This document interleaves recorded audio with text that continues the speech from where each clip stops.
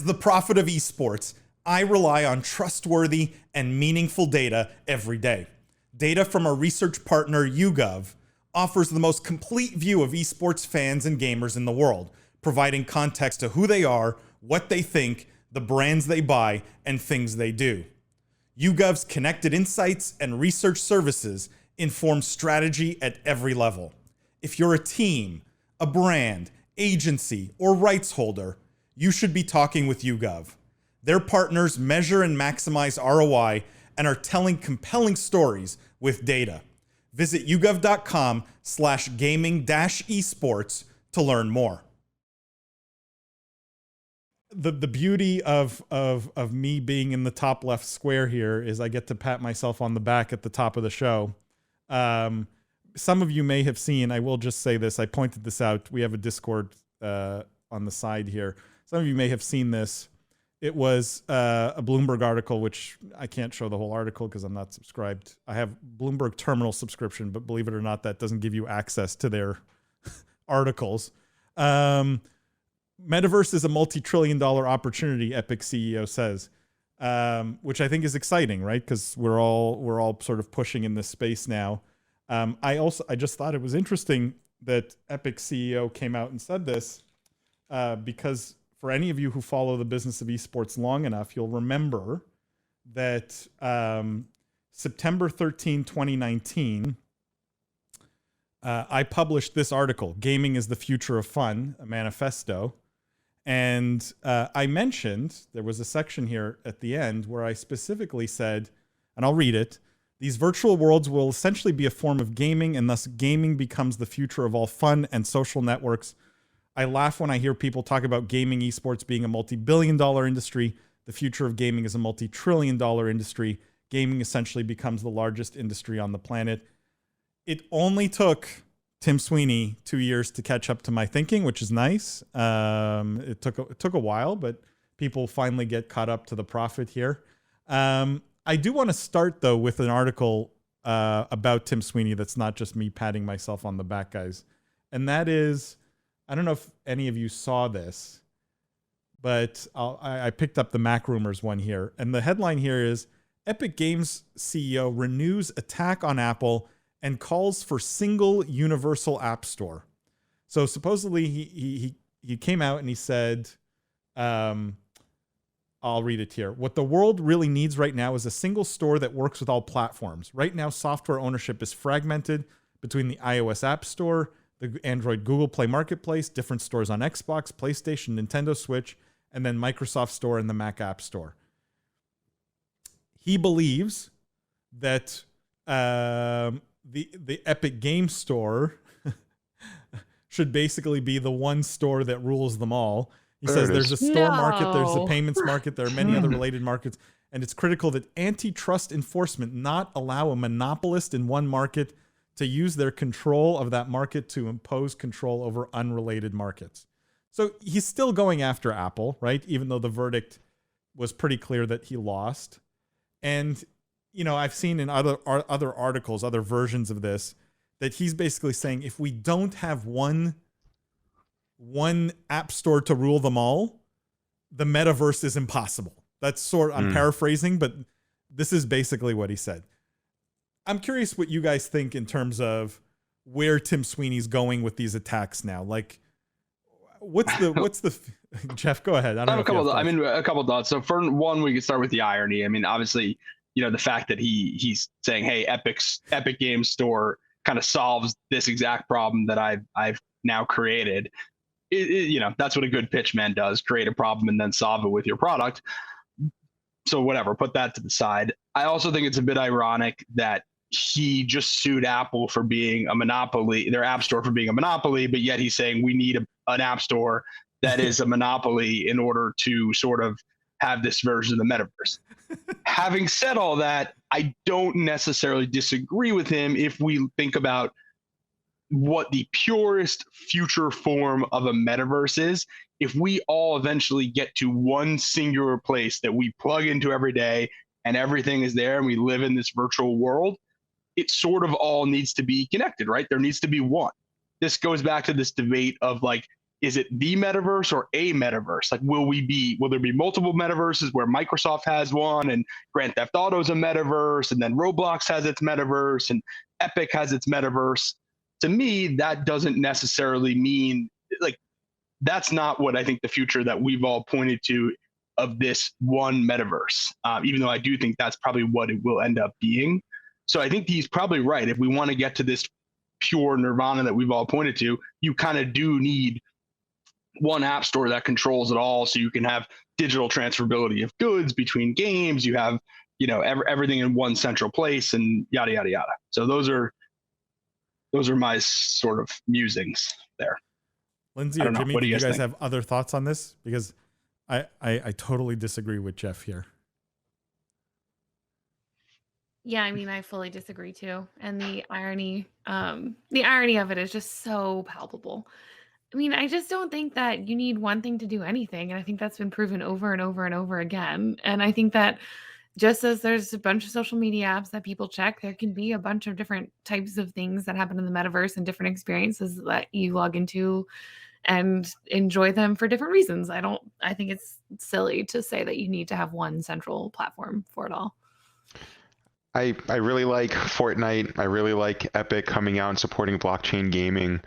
I really don't like this post, and it just it's hard to support or to think about all the times I've defended things coming out of that camp,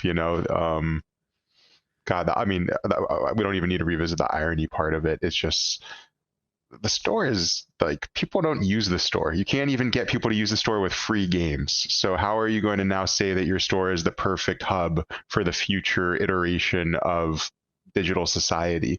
It's just beyond me. I don't know. It's just like a lot of kicking and screaming and like, look at me, look at me. Whereas like the blockchain thing, I got your argument, Paul, that it was desperate, but at the same time, it was like, it at least facilitated something, it said, hey, if you can't go to Steam, come to us, at least there was a purpose there. This has no purpose other than for attention. So I also am with Lindsay where we don't know what this metaverse is going to look like. It would be awesome if it was like Ready Player One, which is the low-hanging example that everyone draws upon. But there's so many stores that people use for different purposes. Why would there be one digital world where everyone goes? There's so many streaming platforms that we all like to go to watch our creators, and it's good for competition. It's good for innovation, and it would be better for the metaverse, the multiverses, the meta multiverses, if that's going to be a thing. If not, I'm going to go coin that. Get my lawyer on the phone. But I think competition in any stage is good. So why would we have just one of anything or one place for all of these things? Yeah, I don't know how many more examples I need to give on these shows of me calling things literally years in advance and being spectacularly right about. Like, the fact of the matter is Tim Sweeney's just wrong. Like, he's wrong. Capital W. He's just totally incorrect. Because if we believe the metaverse, even the one metaverse, Jeff, as you called it, right? Like the capital M metaverse, the one true metaverse, is something that comes to fruition, which I believe it will. And we believe that the metaverse is really just essentially a version of reality in the digital world, right? In the same way we have Lowe's and Home Depot, like app stores are no different, right? They're retail storefronts for games. Why should there be only one? We don't need only one for the metaverse to work. In fact, I think choice makes the metaverse more interesting, more diverse, more like, I like the idea of retail, whether it's a retail of digital goods or retail of physical goods moving into the metaverse. And he's just totally wrong on this. Tim Sweeney couldn't be more wrong, couldn't understand this less. And the irony is he's a smart guy, right? Like he's built something really interesting. It's just totally blinded by his hate for Apple. Like this is all emotion and ego at this point. There's no more reason left in this. And it's a bit frustrating because I don't think he's helping the cause, right? Because everyone recognizes the irony of this, right? Apple's a monopoly, destroy them. But we need only one app store for the metaverse. Like, it's just... And it should be mine. That was my favorite part. Yeah. I'll just read some comments. But I guess it depends. Sorry, go ahead, so, because I still am not sure that I've been convinced. like I guess it depends what we're talking about with an app store, right? Like the way, because you sort of described it as like once you're in the metaverse, you have a lot of choices. That's the way at least I heard what you were saying. When I hear what I'm putting the words in his mouth from my head is that he's basically saying there's going to be one point of access to enter this metaverse, like one platform. And then within that platform, you'll have all these different apps and whatever, but there ultimately has to be that one central, you know, whatever you want to call it, headset you put on, or, you know, holodeck that you lay in. Like there has to be that. Otherwise there isn't this pure version of the metaverse. I don't know if you agree with that central premise. It's a good point, and I take it, right? And I think even if you give him the benefit of the doubt that that's what he meant, which is not obvious from the quote, right? But even if you give him the benefit of the doubt, he's still wrong, right? Like in the same way I can drive to your house, Jeff, in a Honda or a Toyota, right? Like either one will get me there. And so technologies can be very much built to be interoperable as long as you have some common frameworks. I don't think you need one starting off point. I don't think you need one app store. I don't think you need one headset. I don't think you need one of anything, right? I think choice is what will make this work as long as there's some standards and interoperable standards. And that's not what he's saying here, right? Like the reason why I can go shop at Lowe's or at Home Depot is because both take US dollars, right? The metaverse is going to need something like that, right? The metaverse, capital M, will need some kind of common currency that's accepted. We'll need some sort of common technologies at their base that are supported. But I don't think this is anywhere close to what he's saying in terms of, you know, fragmentation of app stores. What he wants is he wants Apple's monopoly destroyed in the way he sees it. That's all he cares about. I don't know if he truly cares about the metaverse. Lindsay, but I want to underscore that he also wants his own put in, like as if it wasn't enough credibility to be destroyed, or as if it wasn't enough credibility to go after Apple over and over when like you lost, move on. It's the insertion of his own ideas as being the ultimate placeholder that just kills me. It's like you fought a losing battle, and I get that. Like you still want to go after Apple, okay, but why are you saying we should be the ones leading it? Okay, then fine, do it and stop complaining, but stop ragging on other people's stuff. I don't know. It really rubs me the wrong way that he takes that extra step of pushing his own ideas. And Lindsay, I have a related story here. I want your take on it because I think it's an interesting sort of dichotomy.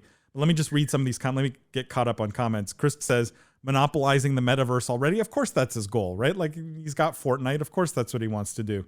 Why does Jeff look like the cover art of Watch Dogs 2? Hold on. New hat making waves. that is actually funny. Do you know what he's talking about, Jeff? Hat guy. I don't know the cover. I mean, I know what Watch Dogs 2 is. I don't know the cover art for it. There we go. Here we go. I'll take it. Matt says, Paul with the good haircut. Thank you, Matt. Can't wait for you to get in a cage match with Tim Sweeney. He doesn't stand a chance. I don't know if it needs to come to fisticuffs, Matt, but whether it's physical or verbal, you're right. He doesn't stand a chance.